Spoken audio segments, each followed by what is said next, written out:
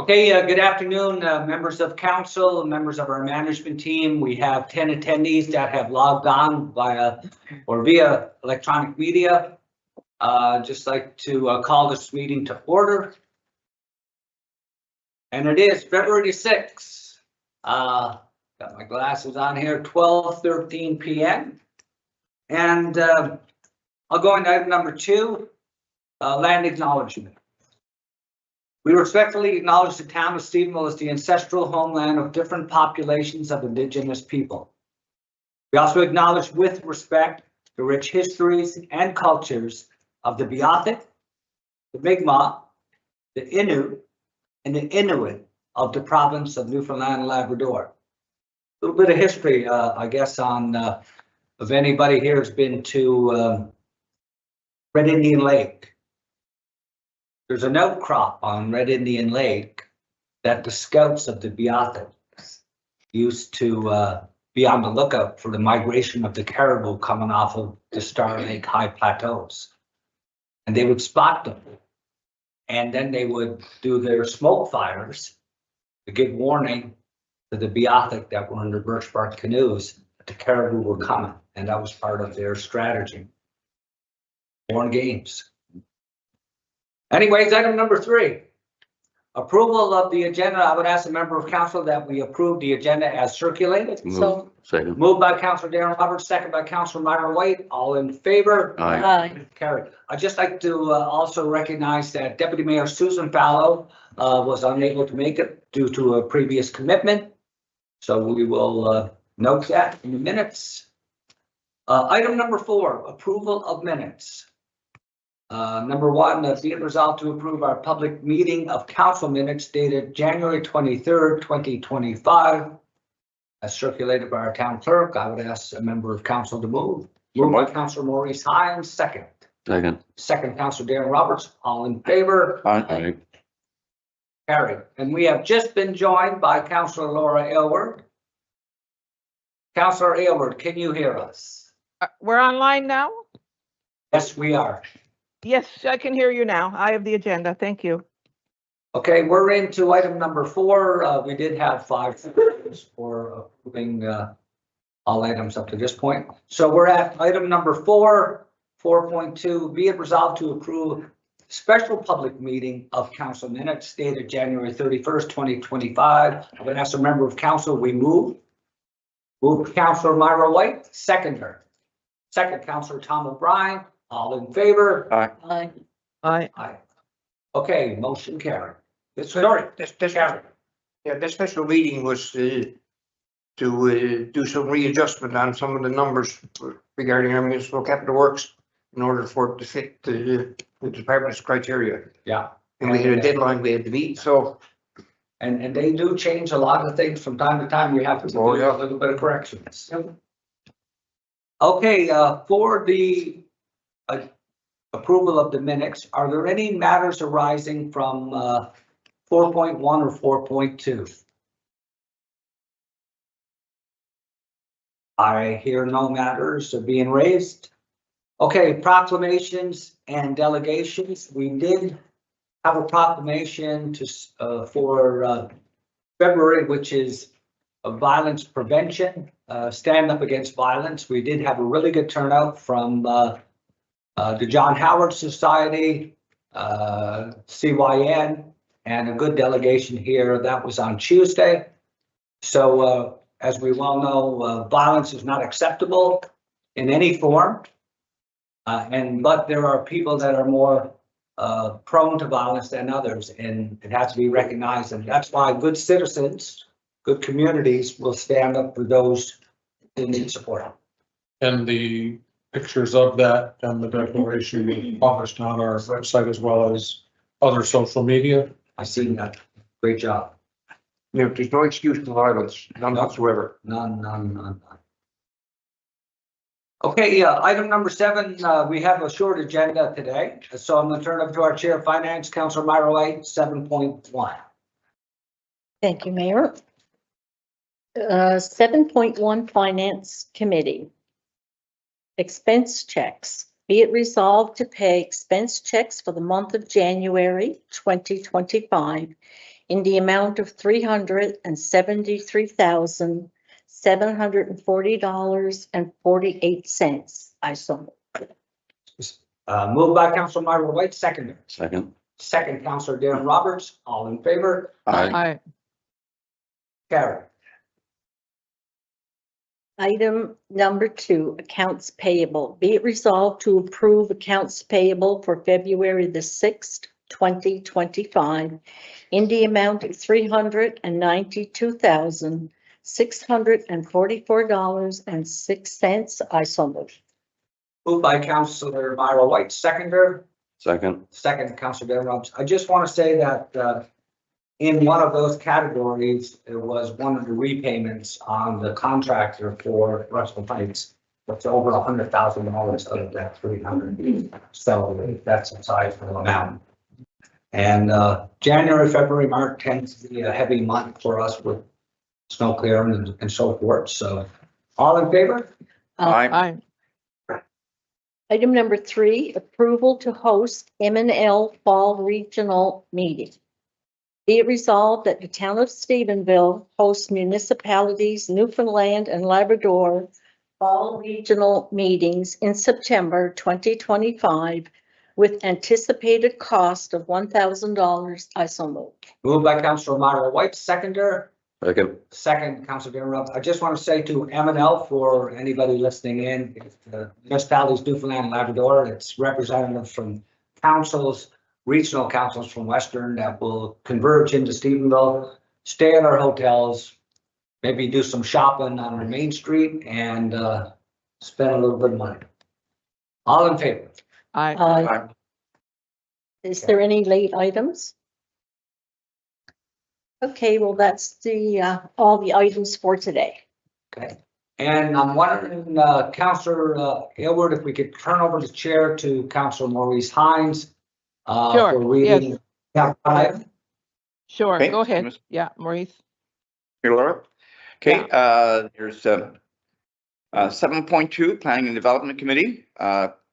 Point 1, approval of streetlights.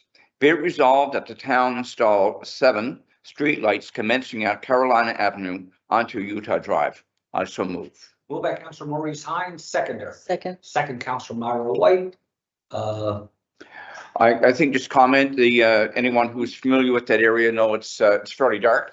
And one of the priorities of the town, of course, is safety and security. And by putting those lights in, it's going to make it a bit safer for driving and for security around the buildings.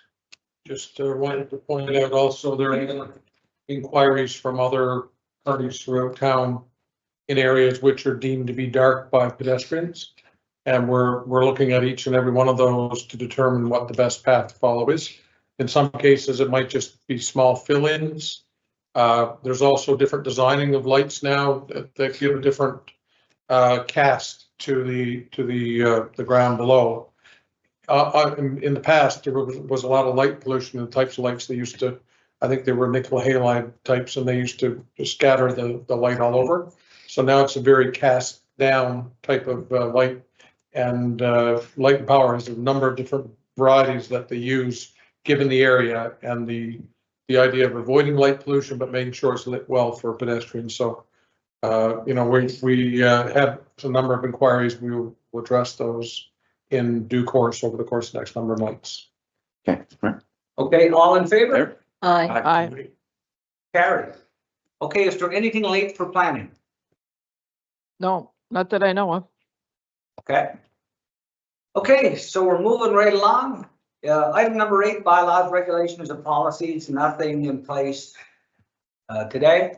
Sometimes, when we have nothing as the mayor and governance, and I'm pretty happy with that. Because in Newfoundland and Labrador, what a lot of people probably don't know, is that we have more legislation, policies than any province in this country. And we hear it often from businesses that when you got too much regulation, it slows your economy. So the Canadian Federation of Independent Business has deemed, I believe, Newfoundland, and I'm not sure what the ranking would be today, but at times we're a C- when it comes to red tape. And we've got some indications even from Government Service Center recently that a lot of work is done in the Stephenville area in region. And they're so understaffed that we got companies and businesses that are just slowed and could miss a tourism season or could miss a prime retail season because the system is just too slow. So anything that government can do to increase and reduce red tape is a bonus. And that goes for our council too. We're just another level of government. I find that amazing. We're talking about red tape. Because in Danny Williams' days, how many years ago was that? It was a mandate of that government to reduce red tape. And that was the man of all departments. And here we are talking 15 years later, still talking about red tape. Maybe we can call it a different color It's tape. unacceptable. We might be getting all the purple tape. He said it's best. Yeah. It's amazing. It's Yeah. amazing. Okay, any unfinished business?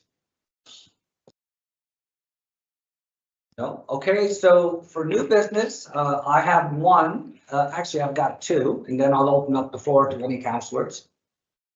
So the first one I wanted to mention is that the town of Stephenville and the Diamond Airport work together to maintain and clear runway for emergency flights.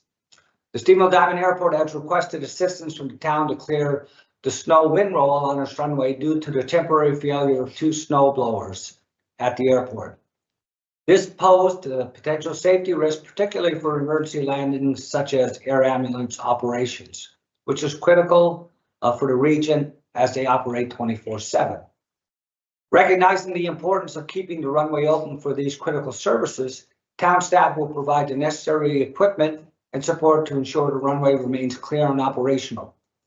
The assistance will be provided on a cost recovery basis. So whatever costs for equipment and labor and fuel, we invoice to Diamond and they'll pay us with the expenses covered by the airport. The safety and functionality of the airport is our top priority. This collaboration ensures that emergency operations can continue without interruption, and our assistance will ensure this vital service for our community is maintained.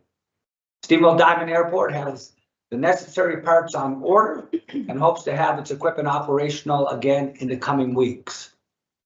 So that's just as part of our openness and transparency as we move forward. As you well know, since 1998, the airport was privately held by a community group where we were putting in, say, $400,000 a year, at least. In the last 2 years, we haven't put any money into the airport. But the airport is not busy enough for us because we still have no commercial flights. So we hope for the best in 2025, keep our fingers crossed. Any comments or? Just, Mr. Mayor, we did discuss the situation, and we looked at it in terms of our citizens and in terms of the traveling public. There's a NOTAM, notice to pilots, that go out notifying them that they could not land in Stephenville Airport. So that would go out to air ambulance and to any flight that was in an emergency. And we all know that in an emergency, if you can land somewhere safely, you're going to save lives. And we also knew, we talked about cost recovery. So it's important that the citizens know that it was not taken lightly, and we did it in the best interest of the community and the traveling public. The equipment you're talking about, not every contractor got these big snow blowers. And basically, it's not clear the whole runway, No. but when the maintenance crew clears the runway, there's wing rolls, same thing as the wing rolls when you go downtown, except at the airport, they're bigger. For low wing aircraft, the wing rolls have to be dealt with, if not the wings are in jeopardy. So you mean, this is something that's happened quite often in the past over the years when the airport corporation was running the airport. And there's been times on the flip side of this, there's been times that we've had problems with our equipment, and we've depended on the airport to supply us with equipment to open up some of our more narrow streets. So I mean, this is the two organizations working in partnership for the good of the community. And the big difference here this time around is cost recovery. Yeah. Any time before this, you mean, it was under taxpayers' dollars. That has changed. So, you mean, it's,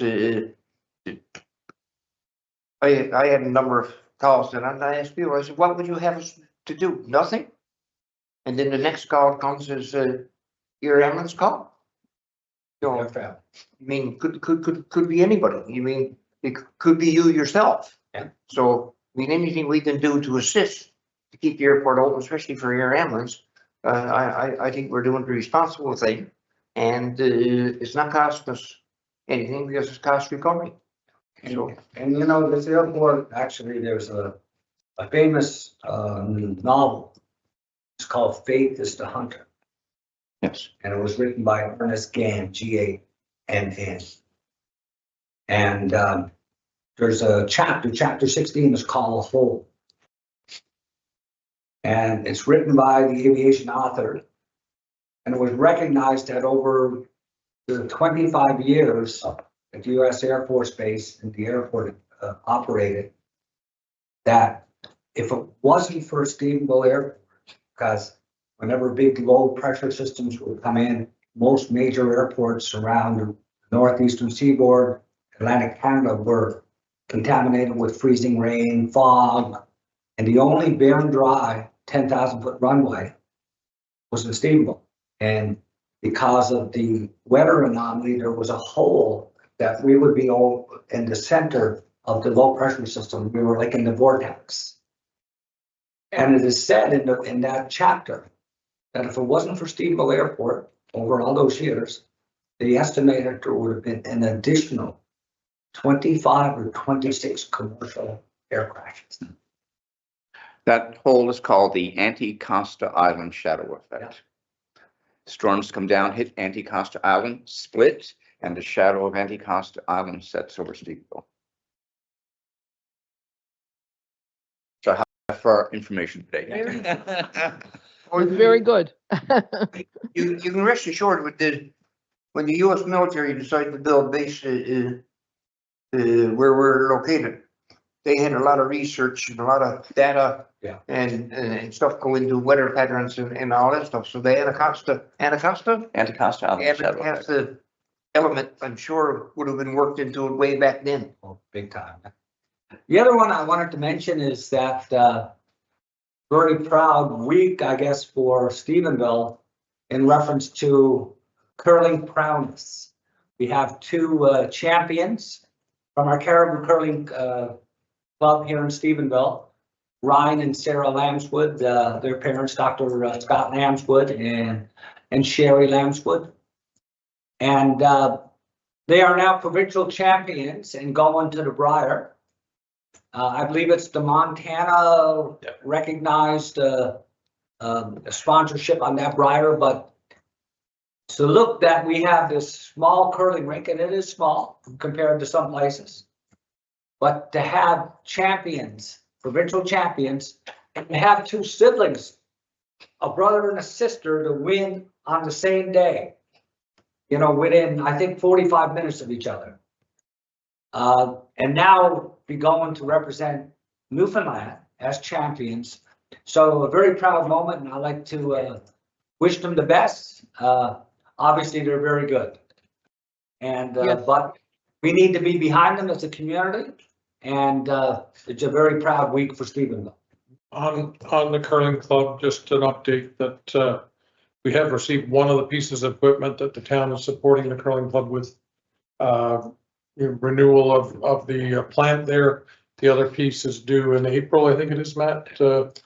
And then we'll get it all installed. And even though the delay, it was beyond the equipment in the club really couldn't be repaired anymore, so it had to be replaced. So as noted in previous meetings, the town has proceeded with support for the curling club and is getting to a point where eventually the club will be in the town's hands as one of our facilities, which we will then do cost recovery on their operations as they operate through the year. And they've had very good success in keeping, their operations going and being able to maintain their operations despite difficulties with equipment in the past. Sometimes when you got old equipment, there's only so much duct tape That's right. that it can, And there's only so many museums around that hold on to that.